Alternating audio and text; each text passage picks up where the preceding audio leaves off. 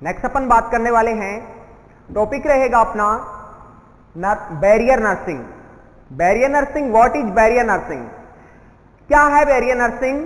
Barrier nursing की बात बाद में उसके रिलेटेड अपन बात करके चलेंगे। तो क्या बोल सकते हैं, जैसे कि किसी पेशेंट को केयर दे रहे हैं, तो वहां पे उस पेशेंट को केयर देते टाइम में अपन कौन कौन सी एसेप्टिक टेक्निक यूज में करके चलेंगे, क्या क्या वहां पे पहन के चलेंगे। Mask, cap, gloves, gown, goggles, ये सभी अपन पहन के चलेंगे। उसको अपन बोल सकते हैं बैरियर नर्सिंग, जिसमें अपन उसको दूसरे नाम से बोलते हैं पीपीई। इसका शॉर्ट फॉर्म है पीपीई। पीपी का फुल फॉर्म होता है पर्सनल प्रोटेक्टिव इक्विपमेंट।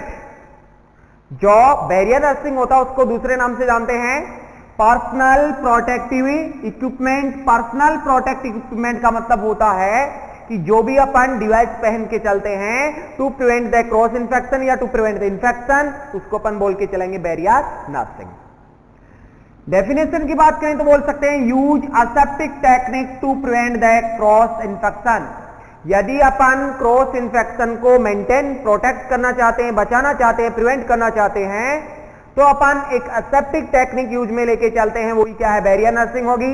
नेक्स्ट बोल सकते हैं क्वेश्चन के रूप में, इंपॉर्टेंट क्वेश्चन जो एग्जाम में पूछा हुआ क्या है, which of the important aspect use to protect the cross infection. Cross infection का मतलब क्या होता है?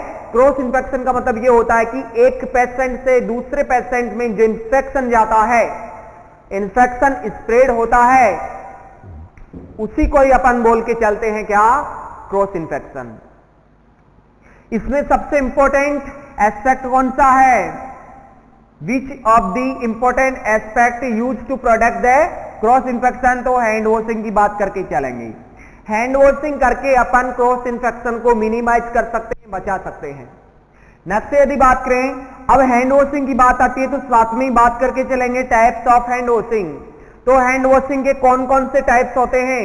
तो हैंड वॉशिंग के टाइप्स की बात करें तो हो सकता है एक तो मेडिकल हैंड वॉशिंग और दूसरा रहेगा सर्जिकल हैंड वॉशिंग। तो मेडिकल हैंड वॉशिंग में क्या बात करके चल सकते हैं अपन, to wash the hand before any procedure. कोई भी अपन पेशेंट के साथ में प्रोसीजर करने वाले हैं तो उससे पहले अपन हैंड वॉशिंग करके चलेंगे, ठीक है। नेक्स्ट अपन बात करके चलेंगे use before touch to the another patient. किसी दूसरे पेशेंट को टच कर रहे हैं, इस वन पेशेंट को टच करके दूसरे पेशेंट को, अनदर पेशेंट को टच करते हैं तो हैंड वॉशिंग करके टच करना चाहिए। नेक्स्ट अपन बोल सकते हैं use before to touch the neonate. छोटे बच्चे होते हैं, न्यूबॉर्न होते हैं, न्यूनेट होते हैं, यदि अपन उनको टच करते हैं, असेस करते हैं, असेसमेंट करते हैं, उनकी केयर करते हैं, तो उससे पहले क्या करते हैं, उससे पहले अपन हैंड वॉशिंग करके चलेंगे। सबसे ज्यादा इंफेक्शन होने की पॉसिबिलिटी मानी जाती है न्यूनेट में। क्यों मानी जाती है? ऐसा बोला जाता है कि जो छोटे बच्चे होते हैं, इन्फेंट न्यूनेट होते हैं, न्यूबॉर्न होता है, उसमें क्या होता है कि उसका इम्यून सिस्टम वीक होता है। उनका इम्यून सिस्टम वीक होता है, मैच्योर नहीं होता, इसलिए वहां पे इंफेक्शन होने की पॉसिबिलिटी ज्यादा मानी जाती है। तो अपन हैंड वॉशिंग करके उसको टच करेंगे। नेक्स्ट पॉइंट अपन बात करके चलेंगे यूज बिफोर टेम्परेचर या blood pressure assessment. Blood pressure और टेम्परेचर असेसमेंट करने से पहले अपन हैंड वॉशिंग करेंगे। नेक्स्ट इसकी स्टेप्स की बात करें तो स्टेप होंगी 7। यदि अपन सर्जिकल हैंड वॉशिंग की बात डिफरेंशिएशन करना चाहें तो बोल सकते हैं उसमें 8 स्टेप होंगी, यहां पे 7 स्टेप है। टाइमिंग, कितना टाइम लगाएंगे अपन हैंड वॉशिंग करने में, कितना टाइम लगा के चलेंगे? तो हैंड वॉशिंग में अपन टाइम लगा के चलेंगे, क्या कितना टाइम लगा के चल सकते हैं? नॉर्मली अपन उसको टाइमिंग की बात करें तो 3 to 5 मिनट की बात करके चलेंगे। नेक्स्ट यदि अपन डायरेक्शन की बात करें, जैसे अपन हाथ को धो लेंगे या हैंड वॉशिंग कर लेंगे तो वाटर वहां पे हाथ का जो डायरेक्शन रहेगा, सर्जिकल हैंड वॉशिंग में तो ये रहेगा, लेकिन जो अपना मेडिकल रहता है उसमें ये डायरेक्शन रहेगा, मीन्स एल्बो ऊपर रहेगा और जो पाम रहेगा वो नीचे रहेगा। तो बोल सकते हैं डायरेक्शन रहेगा एल्बो टू पाम। तो ये भी यहां पे अपन ने क्या लिखा, फ्रॉम एल्बो टू पाम। लेकिन जो सर्जिकल हैंड वॉशिंग होती है उसमें जो वाटर का फ्लो होता है वो होता है पाम टू एल्बो, मीन्स वहां पे उल्टा हो जाएगा। नेक्स्ट बोल सकते हैं सॉल्यूशन, यहां पे क्या काम में लेते हैं? तो सॉल्यूशन की बात करके चलें, लिक्विड सोप काम में लेके चलते हैं 3 ml। 3 ml अपन लिक्विड सोप काम में लेंगे। नेक्स्ट बोल सकते हैं वाटर एज रिक्वायर्ड, जितना अपने को रिक्वायर होगा उतना वाटर काम में लेके चलते हैं। नेक्स्ट इंपॉर्टेंट क्वेश्चन रहेगा अपने लिए, क्या इंपॉर्टेंट रहेगा? Vigorous hand washing time.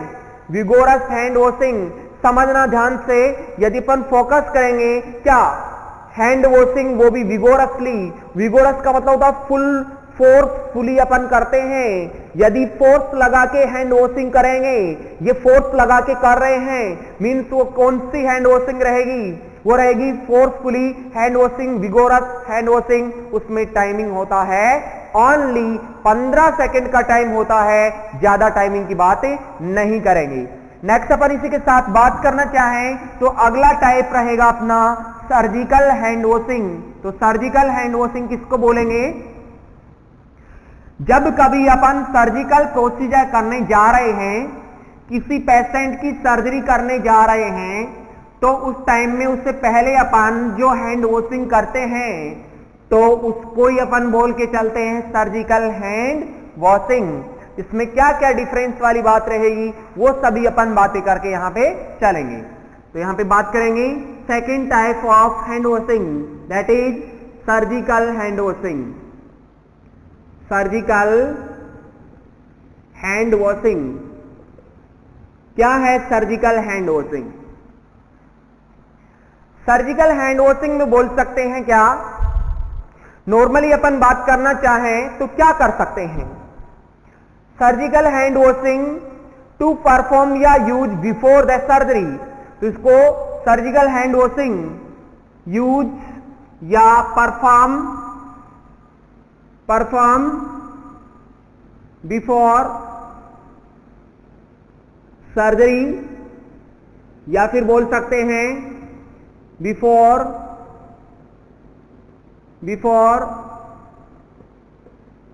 Wound dressing, या फिर बोल सकते हैं बिफोर स्टिचेज। मीन्स सिंपल बात क्या है, जब अपन कभी भी पेशेंट के ब्लड के डायरेक्ट कांटेक्ट में आते हैं, जहां पे कट लगता है वहां पे अपन क्या करेंगे, वहां पे अपन सर्जिकल हैंड वॉशिंग काम में लेके चलेंगे। जैसा कि मैंने बोला, सर्जरी से पहले, वुंड ड्रेसिंग से पहले, या फिर स्टिच सूचरिंग करने से पहले। ये रहेगा अपना सर्जिकल हैंड वॉशिंग का कंसर्न। नेक्स्ट यदि अपन इसमें स्टेप्स की बात करना चाहें तो स्टेप्स की बात कितना रहेगा इसमें? स्टेप 8 स्टेप की बात करके चलेंगे। नेक्स्ट इसमें टाइम की बात करके चलें तो टाइम रहेगा 10 मिनट, 10 मिनट काम में लेके चलते हैं। नेक्स्ट इसमें सॉल्यूशन की बात करें तो सॉल्यूशन कितना क्या होगा, इसमें बोल सकते हैं 3.5 ml लिक्विड सोप होगा। नेक्स्ट अपन बोल सकते हैं 3 ml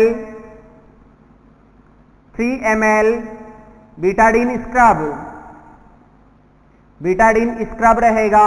नेक्स्ट बोल सकते हैं water as required,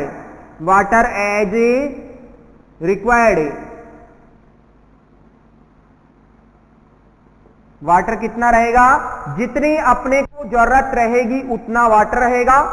3 ml scrub रहेगा, बीटाडीन रहेगा, या फिर बोल सकते हैं 3.5 ml लिक्विड सोप रहेगा। ये अपने पास सॉल्यूशन रहेगा। नेक्स्ट बोल सकते हैं direction of water, important question. Direction of water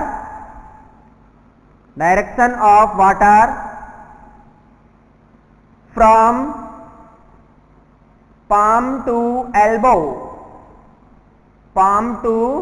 elbow, ये डायरेक्शन रहेगा किसका, वाटर का डायरेक्शन रहेगा। सिंपली बात करके चले, simple after hand washing, surgical hand washing, ये फ्लो रहता है किसका, वाटर का फ्लो रहता है, जिसको बोल सकते हैं palm to elbow। ओके, ये रहेगा वाटर का डायरेक्शन। नेक्स्ट अपन ने ये भी बात कर ली कि कब काम में लेते हैं, क्या इसका पर्पज होता है, कौन सी स्टेप काम लेते हैं, कितनी स्टेप काम में लेते हैं, टाइमिंग कितना होता है, ये सभी अपन ने बातें कर ली। ये कंप्लीट होता है यहां पे हैंड वॉशिंग। अब बात करने वाले हैं जो भी प्रोटेक्टिव इक्विपमेंट होते हैं, तो प्रोटेक्टिव इक्विपमेंट कौन कौन से होते हैं? तो अभी अपन बात करेंगे जो मास्क होता है वो भी एक प्रोटेक्टिव इक्विपमेंट में आता है, या फिर अपन बोल दें जो ग्लव्स होता है वो भी एक प्रोटेक्टिव इक्विपमेंट के अंदर आता है।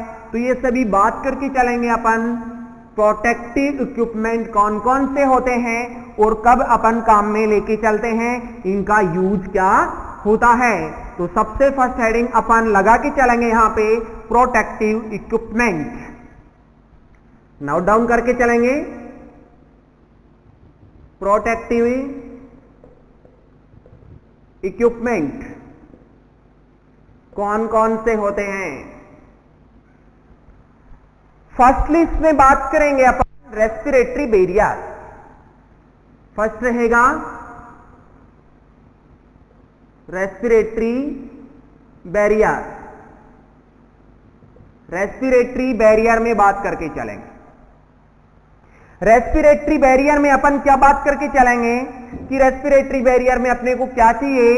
अपने को मास्क चाहिए। रेस्पिरेटरी बैरियर में क्या चाहिए अपने को? मास्क, क्योंकि फाइन डस्ट पार्टिकल्स, धूल के कण नहीं जाएं, कोई भी ड्रॉपलेट इंफेक्शन नहीं जाए अपनी बॉडी में, एंटर नहीं करे रेस्पिरेटरी ट्रैक्ट को, तो अपन बोल सकते हैं अपने को मास्क चाहिए। तो अपन एग्जाम्पल के रूप में बात करके चलेंगे जो कि एग्जाम में, प्रीवियस एग्जाम में क्वेश्चन आए हुए हैं, उसकी बात करके चलेंगे। N95 mask, mask use in swine flu.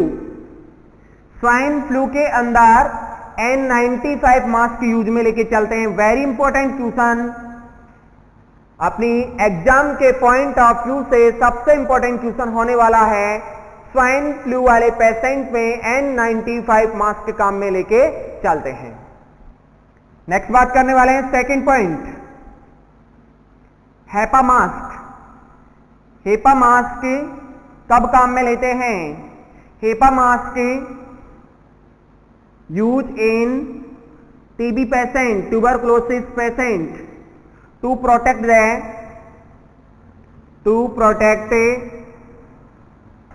from fine dust और एयर पार्टिकल्स। फाइन डस्ट और एयर पार्टिकल्स होते हैं, उनसे अपने को प्रिवेंट कराता है। ये इसका नाम है क्या? HEPA mask. इसको हेपा मास्क बोल के चलेंगे। HEPA mask use in tuberculosis patient. तो ट्यूबरकुलोसिस पेशेंट में कौन सा मास्क काम में लेते हैं? हेपा मास्क काम में लेके चलते हैं। दो क्वेश्चन अपने इंपॉर्टेंट तैयार होते हैं, प्रीवियस एग्जाम में पूछे गए क्वेश्चन है दोनों। ओके, नेक्स्ट अपन बात करेंगे, ये तो रहा रेस्पिरेटरी बैरियर। नेक्स्ट अपन बात करने वाले हैं second, wound barrier. Wound barrier क्या है? वुंड बैरियर, वुंड बैरियर का मतलब होता है कि जो भी घाव होता है, यदि अपन पेशेंट के ब्लड के कांटेक्ट में जाते हैं तो अपन क्या काम में लेंगे? मास्क, सॉरी वहां पे ग्लव्स काम में लेंगे।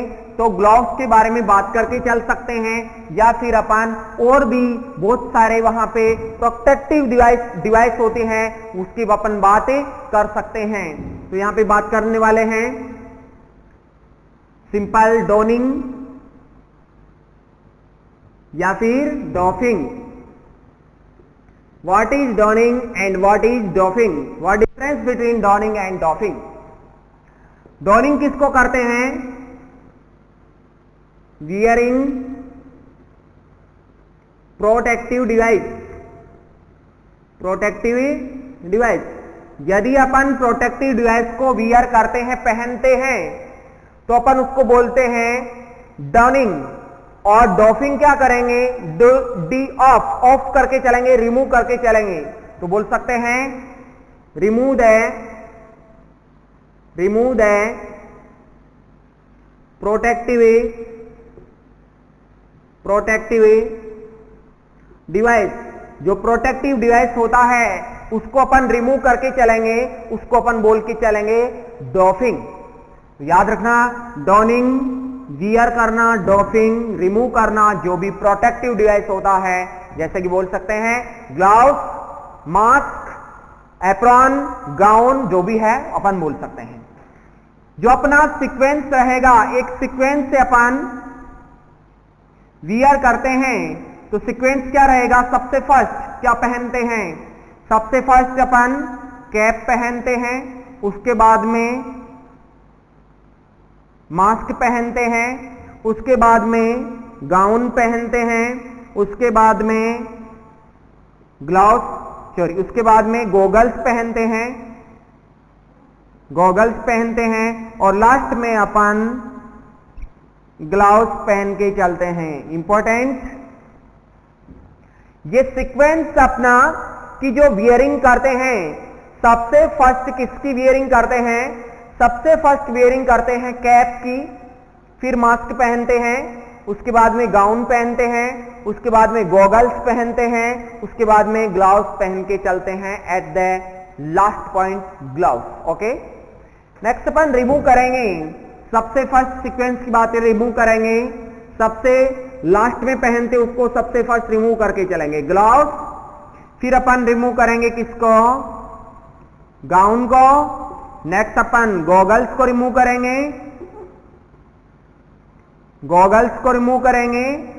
नेक्स्ट बोल सकते हैं अपन मास्क को रिमूव करेंगे, लास्ट अपन कैप को रिमूव करके चलेंगे। ये अपना रहेगा क्या? Simple wound barrier. ठीक है, वुंड बैरियर, उसमें बात करके चलेंगे डॉनिंग, डॉफिंग। ठीक है, तो यहां पे अपन ने वुंड बैरियर की बात की। वुंड बैरियर में अपन ने बात की डॉनिंग और डॉफिंग। डॉनिंग का मतलब होता है वियरिंग करना, डॉफिंग का मतलब होता है रिमूव कर देना। ठीक है, wearing protective equipment device means dawning, और डॉफिंग का मतलब होता है रिमूविंग द प्रोटेक्टिव डिवाइस। ठीक है, सीक्वेंस होता है पहनते हैं कैप पहले, उसके बाद मास्क, गाउन, गॉगल्स और ग्लव्स। सबसे फर्स्ट रिमूव करते हैं ग्लव्स, गाउन, गॉगल्स, मास्क और कैप। अब अपन बात करने वाले हैं कि जो अपन गॉगल्स पहनते हैं, जो अपन चश्मा पहनते हैं ड्यूरिंग द सर्जरी, वो क्यों पहनते हैं, उसका रीजन क्या है? तो उसके रीजन की बात करें, गॉगल्स यूज कब करते हैं? फर्स्ट अपन रेडिएशन इम्प्लांट वाले पेशेंट में, सेकंड वन और third one means radiation implant कर रहे हैं तो आंखों में ज्यादा वहां पे कॉम्प्लिकेशन हो सकता है, तो अपन बात करेंगे रेडिएशन इम्प्लांट पेशेंट में अपन गॉगल्स पहनेंगे। फिर बोल सकते हैं HIV पेशेंट में पहन सकते हैं, हेपेटाइटिस पेशेंट में गॉगल्स पहन के चलेंगे। क्यों पहन के चलेंगे? समझने की बात यह है कि फॉर एग्जांपल अपन सर्जरी कर रहे हैं, कट लगा रहे हैं पेशेंट की स्किन के ऊपर, फॉर एग्जांपल वहां पे वेसल्स, आर्टरी रप्चर हो गई, कट लग गया, वो ब्लड वहां पे आर्टरी में बहुत ज्यादा प्रेशर होता है, उसकी वजह से वो ब्लड डायरेक्ट अपनी आई में आ सकता है, जिससे प्रॉब्लम हो सकती है और इंफेक्शन हो सकता है। तो अपन गॉगल्स पहन के चलेंगे। Next upon if radiation use, upon radiation use में लेते हैं तो वहां पे पहन के चलते हैं वीआर प्लास्टिक एप्रोन पहन के चलने वाले हैं। यदि अपन ग्लव्स में बात करें, जो अपन ग्लव्स पहनते हैं, ग्लव्स कैसे पहनते हैं? मीन्स ग्लव्स फर्स्ट वीआर, सबसे फर्स्ट पहनते हैं डोमिनेंट हैंड, डोमिनेंट अपना राइट हैंड होता है उसमें पहनते हैं फर्स्ट। सेकंड अपन ग्लव्स फर्स्ट रिमूव किसमें करते हैं? पहले सबसे फर्स्ट रिमूव करके चलते हैं non dominant hand means left hand का रिमूव करके चलेंगे फर्स्ट। ठीक है, नेक्स्ट यदि बात करें तो अपन क्या कर सकते हैं? तो सिंपली बात करके चलें, यदि अपन ग्लव्स पहनते हैं तो सिंपल समझते हैं कैसे पहनते, कैसे उसको रिमूव करते हैं। नॉर्मली यदि पहनेंगे तो कैसे पहनेंगे? जो ग्लव्स होता है वो अरेंजमेंट में आता है, उसको खोलेंगे, ओपन करेंगे, ओपन करते ही उसके फोल्डिंग होती है, स्टार्टिंग में उसके फोल्डिंग होती है, फोल्डिंग को अपन अंदर से पकड़ेंगे और अंदर से पकड़ के उसको पहन लेंगे। ठीक है, छोड़ देंगे, पहन लिया। नेक्स्ट फिर क्या करेंगे? इस हाथ से वहां पे फोल्डिंग है उसको इस टाइप से पकड़ेंगे, इस टाइप से पकड़ के उस ग्लव्स को ऐसे पकड़ के और अपन इस टाइप से पहन लेंगे। मींस उसको अंदर से टच नहीं करेंगे, उसको बाहर से टच करने वाले हैं। ये तो हो गया वियरिंग का फॉर्मूला। नेक्स्ट अपन उसको रिमूव करेंगे तो कैसे करेंगे? रिमूव सबसे फर्स्ट अपन कौन से? जो नॉन डोमिनेंट हैंड है उसका अपन क्या करते हैं, पकड़ के रिमूव, ऊपर से अपन पकड़ के, अंदर से नहीं, ऊपर से पकड़ के अपन इसको रिमूव कर देंगे। अपन इस ग्लव्स को, ये तो पहना हुआ है, अभी इसको रिमूव नहीं किया, पहले इसका रिमूव करना है। ऊपर से पकड़ के रिमूव कर दिया, वो अपने हाथ में रहेगा, अब इसको छोड़ना नहीं है।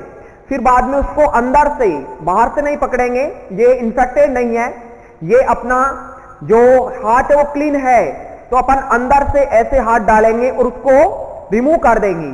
दोनों अपने हाथ में आ गई, देन उसको डिस्कार्ड कर देंगे दोनों को एक साथ में। ये होता है रिमूव करने का फॉर्मूला। ग्लव्स को कैसे रिमूव करते हैं सिंपली अपन ने बात कर ली है। ये अपना जो पर्सनल प्रोटेक्टिव इक्विपमेंट होते हैं इसी के साथ यहां पे होते हैं कंप्लीट। नेक्स्ट अपन बात करके चलेंगे अगला टॉपिक, और अगला टॉपिक का नाम रहेगा बैंडेज। जो बैंडेज होते हैं, बैंडेज का मतलब होता है कि नॉर्मल अपन यदि किसी पेशेंट को ट्रॉमा हो गया, और ट्रॉमा हो गया, इंजरी हो गई, फ्रैक्चर हो गया, तो उस टाइम में अपन बैंडेज काम में लेके चलते हैं। तो उनकी बात करके चलेंगे कि क्या क्या अपन बात कर सकते हैं बैंडेज के बारे में।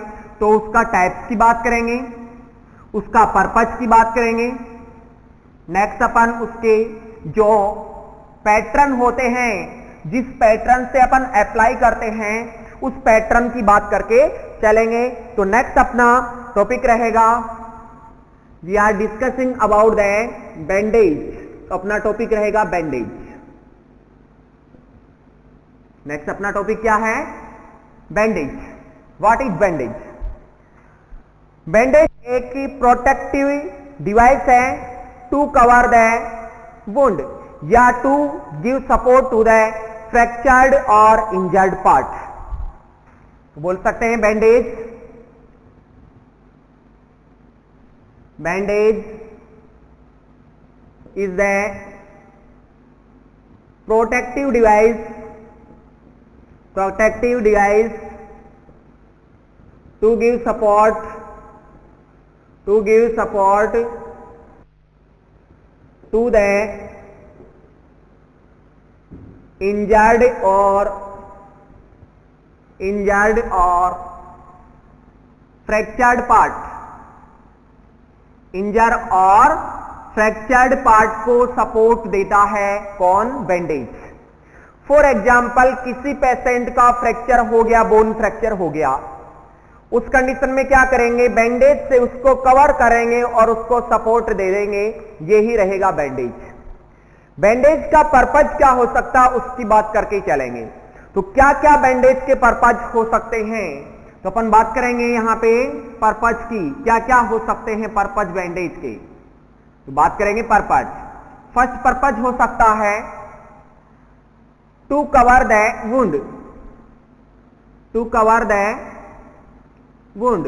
वुंड को कवर करने के काम में लेते हैं इसको, कि जो वुंड होता है वो कवर हो जाएगा। नेक्स्ट बोल सकते हैं to give support to fractured part. Fractured part को सपोर्ट देने का काम करता है। नेक्स्ट अपन बोल सकते हैं to hold the dressing, to hold the dressing on site, dressing on site, जो अपनी साइट है। For example what difference between dressing and bandage? क्या डिफरेंस हो सकता है? बैंडेज क्या होता है और ड्रेसिंग क्या होता है? ड्रेसिंग तो अपन किसी वुंड पे, अपनी साइट पे चोट लगती है, वुंड होता है, घाव होता है, वहां पे बीटाडीन अप्लाई करके गोज पैड लगा देते हैं, दैट इज ड्रेसिंग। नेक्स्ट, यदि अब इसको ठहराना है, इसको होल्ड करना, यहां पे रोकना है, तो कैसे रोक सकते हैं? अप्लाई करेंगे अपन बैंडेज, वही रहेगा अपना बैंडेज। ओके, तो ये अपन होल्ड कर सकते हैं। नेक्स्ट बात कर सकते हैं to hold the splint on site.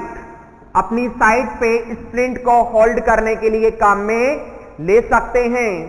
Next अपन बात कर सकते हैं to protect the infection to wound, to protect from infection,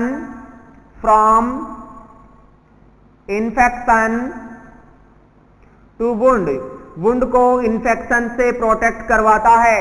ये बोल सकते हैं क्या कि ये पर्पज है सारे, ये उद्देश्य हैं, ये पर्पज जो कि बैंडेज यहां पे काम करके चलती है। ठीक है, ये सभी पर्पज रहेंगे बैंडेज के। अब बात करें अपन टाइप्स की, तो कौन कौन से टाइप्स होते हैं बैंडेज के। ठीक है, तो नेक्स्ट हेडिंग लगाएंगे अपन इधर, टाइप्स ऑफ बैंडेज। तो कौन कौन से टाइप्स होते हैं बैंडेज के, तो बात करके चलेंगे अपन बैंडेज के टाइप्स की। हेडिंग राइट डाउन करके चलेंगे अपन, टाइप्स ऑफ बैंडेज। कौन कौन से टाइप्स हैं बैंडेज के, तो अपन बात करके चल सकते हैं। यहां पे टाइप्स रहेंगे। फर्स्ट टाइप रहेगा गॉज बैंडेज। कौन सी बैंडेज, गॉज बैंडेज। कौन सी रहेगी गॉज बैंडेज, तो इसके बारे में बात करें तो first point important question, most common use in clinical practice. Clinical practice में मोस्ट कॉमन इसको काम में लेते हैं, यही रहेगी गॉज बैंडेज। क्या है गॉज बैंडेज, थोड़ा सा समझिएगा इसको। गॉज बैंडेज का मतलब है जो हॉस्पिटल में अपन ड्रेसिंग को जो बैंडेज काम में लेते हैं हॉस्पिटल में, व्हाइट कलर की होती है और राउंड शेप में होती है, रोल बना हुआ होता है, जो अपन देखते हैं और काम में लेते हैं, उसका नाम ही क्या है, गॉज बैंडेज है। ओके, नेक्स्ट अपन बात करके चलेंगे इसकी साइज की, तो कौन कौन सी साइज में होती है, तो बोल सकते हैं 1 इंच रहेगी। 1 इंच कहां पे अप्लाई करते हैं, तो अपन बोल सकते हैं toe, finger and thumb. Toe और फिंगर एंड थंब पे अप्लाई करके चलते हैं। यदि अपने को बैंडेज करना, ड्रेसिंग करना है थंब पे, फिंगर पे या टो पे, तो अपन क्या करके चलेंगे, 1 इंच वाली काम में लेके चलेंगे। नेक्स्ट अपन बात करेंगे 2 to 2.5 इंच, तो अपन बात करके चल सकते हैं 4 आर्म पे जो भी ड्रेसिंग करेंगे, जो भी बैंडेज अप्लाई करेंगे, वो अपन करेंगे 2 to 2.5 इंच वाली काम में लेके चलेंगे। नेक्स्ट बोल सकते हैं 3 to 3.5 इंच, इसमें बात करेंगे लोअर लेग पे अप्लाई करेंगे। जो पेशेंट का लोअर लेग रहेगा उस पे अपन अप्लाई करके चलते हैं, उसका नाम, उसकी साइज क्या है, उसकी साइज है 3 to 3.5 इंच। ओके, नेक्स्ट अपन बात करने वाले हैं 4 to 6 इंच। ये अपन कहां पे काम में लेते हैं, ये अपन लेते हैं जो एरिया अपना लार्ज एरिया है, बड़ा एरिया है, तो use at large body area. Large body area कौन सा रहेगा, इसमें लार्ज बॉडी एरिया का एग्जांपल लिख दूं मैं, थाई रहेगा, पेल्विक रहेगा, ग्रोइन रहेगा, बोल सकते हैं अपना चेस्ट रहेगा, थोरेक्स रहेगा, ट्रंक रहेगा। ये सभी अपन बात बोल सकते हैं कि जो 4 to 6 इंच होती है वो मैक्सिमम होती है, इसका सबसे बड़ा साइज होता है जो अपन यूज में लेते हैं। कहां पे यूज में ले सकते हैं, अपन लार्ज बॉडी एरियाज पे काम में लेके चलते हैं। और लार्ज बॉडी एरिया कौन कौन सा होता है, थाई की बात बोल सकते हैं, पेल्विक बोन की बात बोल सकते हैं, अपन चेस्ट की बात बोल सकते हैं, ट्रंक की बात बोल सकते हैं। ये रहेगा अपना साइज का बात। तो ये रहेगा अपना फर्स्ट टाइप जिसको बोलते हैं गॉज बैंडेज। ओके, नेक्स्ट अपन बात करने वाले हैं सेकंड टाइप। तो सेकंड टाइप कौन सा रहेगा, अपन बोल सकते हैं क्या, क्रेप बैंडेज बोल सकते हैं या इलास्टिक बैंडेज बोल सकते हैं। तो सेकंड अपना टाइप रहेगा क्रेप बैंडेज या इलास्टिक बैंडेज। सेकंड टाइप बात करके चलेंगे, क्रेप बैंडेज, क्रेप बैंडेज, या फिर बोल सकते हैं इसका दूसरा नाम क्या है, is also known as elastic bandage. Elastic bandage काम में लेके चलेंगे। ओके, क्या है इलास्टिक बैंडेज? तो इलास्टिक बैंडेज की बात में इसके बारे में बात करें तो बोल सकते हैं to give warmness and reduce pain and oedema. ये क्रेप बैंडेज होता है और क्रेप बैंड का इसका ट्रेडमार्क नेम होता है, इसका ट्रेडमार्क नेम है एस बैंडेज, ACE बैंडेज, ये इसका ट्रेडमार्क नेम है। तो अपन बोल सकते हैं क्या, इसका ट्रेडमार्क नेम क्या है? इसका ट्रेडमार्क नेम हो सकता है S bandage, ACE bandage. Okay, समझना, जिसको अपन नॉर्मली भाषा में बोल के चलते हैं, नॉर्मली समझ में आती है तो बहुत अच्छी बात है, बट इसको और भी यदि समझने की कोशिश करें तो बोल सकते हैं, जैसे अपन नॉर्मली वर्ड काम में लेते हैं, क्या वर्ड काम में लेते हैं? नॉर्मली वर्ड काम में लेते हैं क्या, कि जो गर्म पट्टी काम में लेते हैं। यदि किसी पेशेंट को पेन हो रहा है सीवियर, तो उस टाइम में अपन गर्म पट्टी काम में लेते हैं, जो रेड कलर की होती है वो ही क्या है? इलास्टिक बैंडेज, क्रेप बैंडेज या एस बैंडेज, जिसका ट्रेडमार्क है। वो क्या करती है? वो पेन को रिड्यूस करती है और वहां पे एडिमा को कम करती है और वार्मनेस देती है वहां पे। ठीक है, ये रहेगा अपना क्रेप बैंडेज। नेक्स्ट बात करके चलें तीसरा टाइप। तो तीसरा टाइप कौन सा हो सकता है? तो बात करके चलेंगे ट्यूब बैंडेज। कौन सी रहेगी? Tube bandage. तो ट्यूब बैंडेज के बारे में बात करें, सिंपली समझने की कोशिश करें तो कैसे समझ सकते हैं ट्यूब बैंडेज? जो स्पोर्ट्समैन होते हैं, स्पोर्ट्समैन यहां पे जॉइंट में क्या पहन के रखते हैं? वो पहन के रखते हैं ट्यूब लाइक स्ट्रक्चर में एक बैंडेज। मीन से जो स्पोर्ट्समैन होते हैं वो कुछ यहां पे पहन के रखते हैं सपोर्टिव डिवाइस, उसका नाम है ट्यूब बैंडेज, जो कि प्रिवेंट करती है अपने को स्पेन और स्ट्रेन होने से।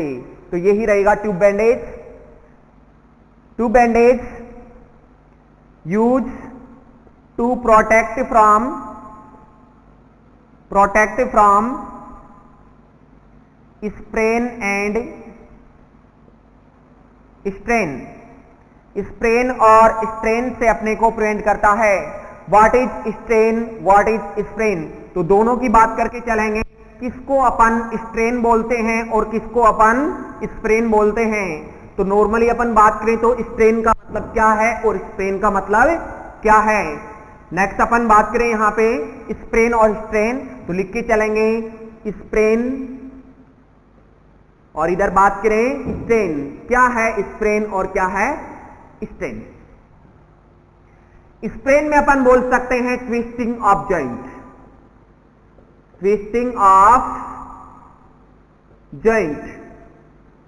जॉइंट में ट्विस्ट हो जाना, जॉइंट में मोच आ जाना, जॉइंट में ऐठन आ जाना। ठीक है, जिसको बोलते हैं sprain, twisting of joint. Strain का मतलब होता है पुल द मसल्स का पुल हो जाना, मसल्स में खिंचाव आ जाना, उसको अपन बोल के चलेंगे क्या? स्ट्रेन बोल के चलेंगे। तो जो अपनी बैंडेज होता है ट्यूब बैंडेज, उसका क्या फंक्शन होता है? वो अपने को स्ट्रेन और स्प्रेन से बचा के चलता है, प्रोटेक्ट करता है। नेक्स्ट यदि बात करके चलें अपन फोर्थ टाइप की, तो बोल सकते हैं compression bandage. What is compression bandage? Compression का बैंडेज होता है, बैंडेज का मतलब होता है कि जो अपन बैंडेज काम में लेते हैं, कंप्रेशन बैंडेज, उसका मतलब सिंपली ये रहेगा टू कंप्रेस द साइड, और साइड को कंप्रेस करने से क्या होगा? टू कंट्रोल द ब्लीडिंग, वो ब्लीडिंग को कंट्रोल कर सकता है या स्टॉप कर सकता है, रोक सकता है। इसको अपन बोल के चलेंगे कंप्रेशन बैंडेज। नाम से पता चल रहा है कंप्रेस करना बोल तो ब्लीडिंग को रोक देना, ये रहेगा कंप्रेशन बैंडेज। नेक्स्ट अपन बात करें बैंडेज की, तो और कौन सा टाइप हो सकता है? तो अपन बात करेंगे non antiseptic bandage, non antiseptic bandage कौन सी है, तो उसकी बात करके चलेंगे अपन। तो फिफ्थ टाइप रहेगा अपना नॉन एंटीसेप्टिक बैंडेज। क्या है नॉन एंटीसेप्टिक बैंडेज? तो अपन बात करें नॉन एंटीसेप्टिक बैंडेज की तो बोल सकते हैं इसको अपन ड्राई बैंडेज भी बोल सकते हैं। देन बोल सकते हैं नॉट यूज एनी ऑइंटमेंट और सॉल्यूशन, ऑइंटमेंट और सॉल्यूशन, कोई भी ऑइंटमेंट और सॉल्यूशन काम में नहीं लेते हैं अपन इसमें। नेक्स्ट बोल सकते हैं to cover the non infectious wound, ये नॉन इन्फेक्शियस वुंड को कवर करने के काम में आती है। नॉन इन्फेक्शियस वुंड को अपन कवर करके चलते हैं। नेक्स्ट बोलते हैं कि ये कब कहां पे अप्लाई करते हैं, टू अप्लाई ऑन चेरी। ये कवर तो करती है बट ये प्रिवेंट करती है, to prevent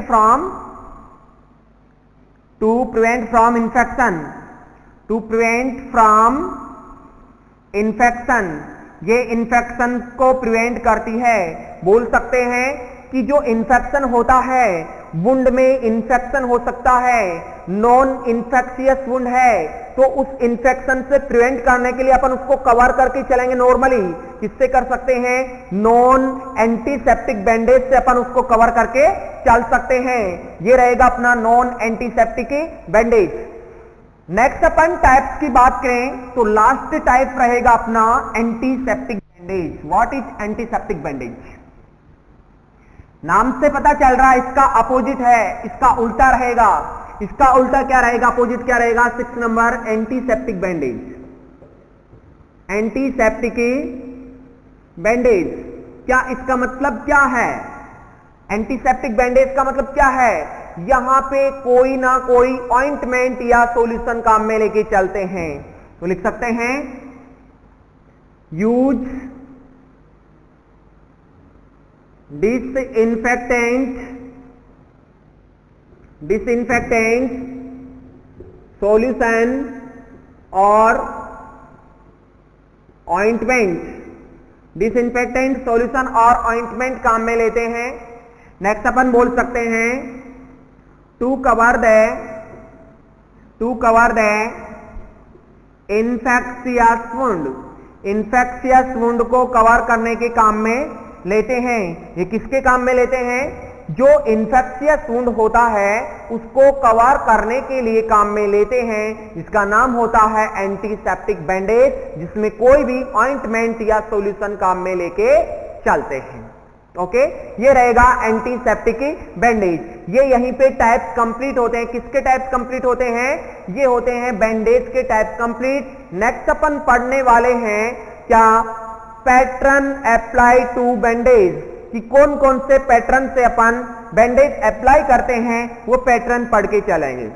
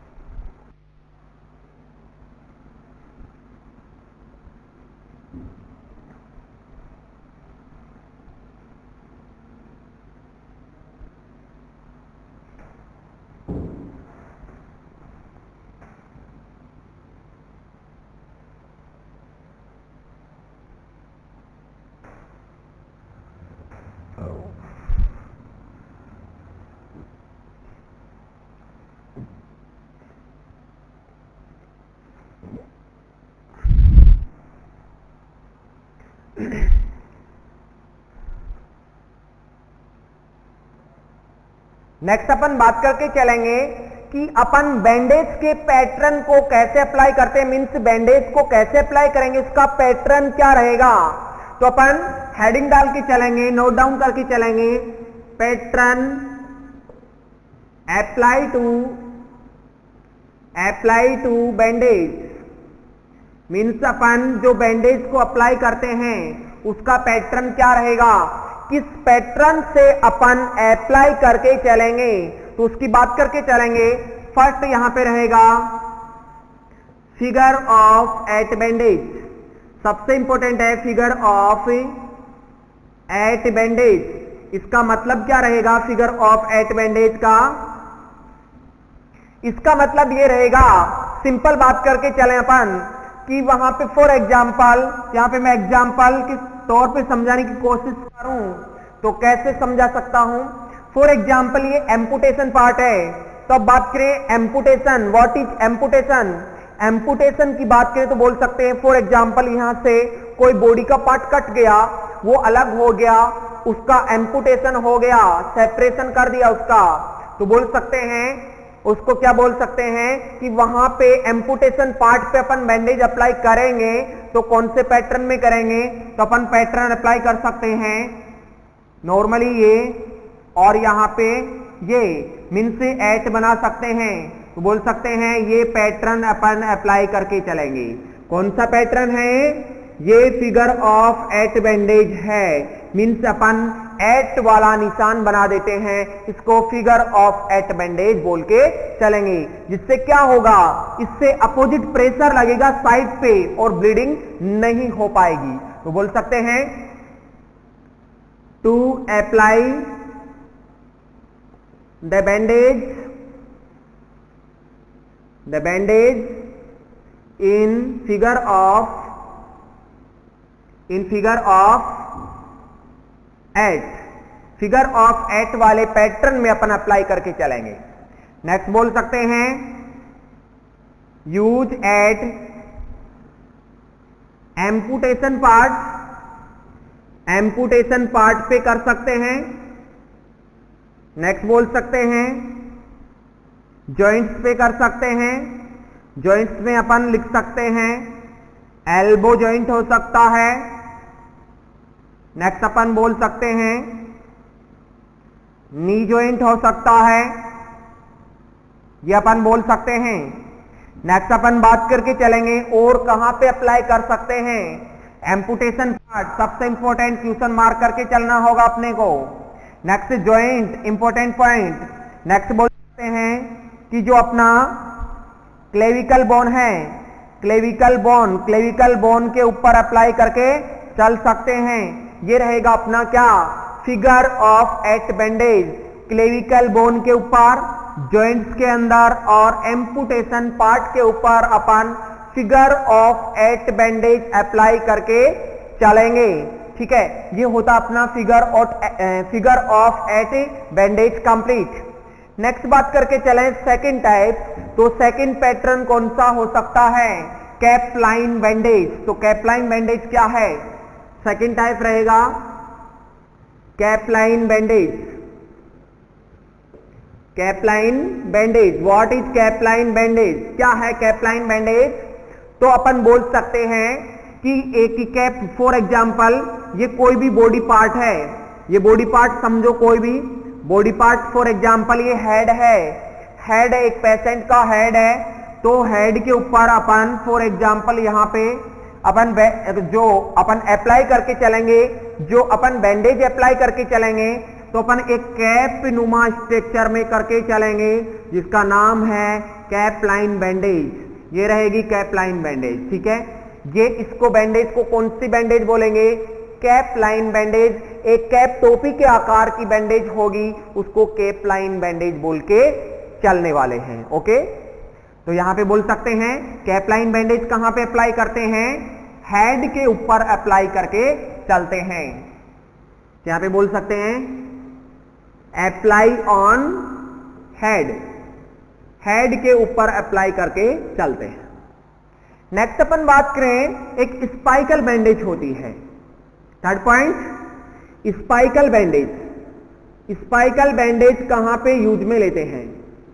स्पाइकल bandage upon use में लेते हैं जो अपना शोल्डर फ्रैक्चर होता है, शोल्डर जॉइंट पे अपन अप्लाई करते हैं, या बोल सकते हैं स्कैपुला पे। जो अपना स्कैपुला होता है या शोल्डर होता है, उस शोल्डर जॉइंट के ऊपर अप्लाई करके चलेंगे, उसको बोलते हैं स्पाइकल बैंडेज। ये यहां पे अप्लाई कर दिया और फिर यहां से एक ऑब्लिक शेप में यू आएगा, मीन्स उसको बोलेंगे स्पाइकल बैंडेज। नेक्स्ट बोल सकते हैं 4 types. Mitten bandage. What is mitten bandage? कौन सी रहेगी मिटन बैंडेज? तो मिटन बैंडेज के बारे में अपन बात करके चलें तो इसको बोल सकते हैं कि जो वृष्ट या जॉइंट होता है, जो अपना एंकल जॉइंट होता है या वृष्ट जॉइंट होता है, उसके ऊपर अप्लाई करके चलेंगे, वो मिटन बैंडेज रहेगा। तो बोल सकते हैं अप्लाई ऑन वृष्ट। वृष्ट के ऊपर अप्लाई करके चलेंगे, इसको अपन मिटन बैंडेज बोलेंगे। इंपॉर्टेंट क्वेश्चन रहेगा मिटन बैंडेज वाला भी, ठीक है। नेक्स्ट अपन बोल सकते हैं और कौन सा बैंडेज हो सकता है, तो और कौन सा बैंडेज हो सकता है उसकी भी बात करके चलेंगे। तो नेक्स्ट अपन बात करेंगे टी बैंडेज होता है, एक टी शेप में अपन अप्लाई करेंगे तो उसको टी बैंडेज बोल सकते हैं। तो टी बैंडेज कौन सा होगा और कहां पे अपन अप्लाई करके चलेंगे? तो next one is 5th point is T bandage. T bandage कहां पे अप्लाई करते हैं इसको? टी बैंडेज को T bandage use at perineum area to control rectal और vaginal bleeding. Example after delivery और after delivery. For example PPH किसी patient को होता है, पीपीएच का मतलब होता है पोस्टपार्टम हेमरेज।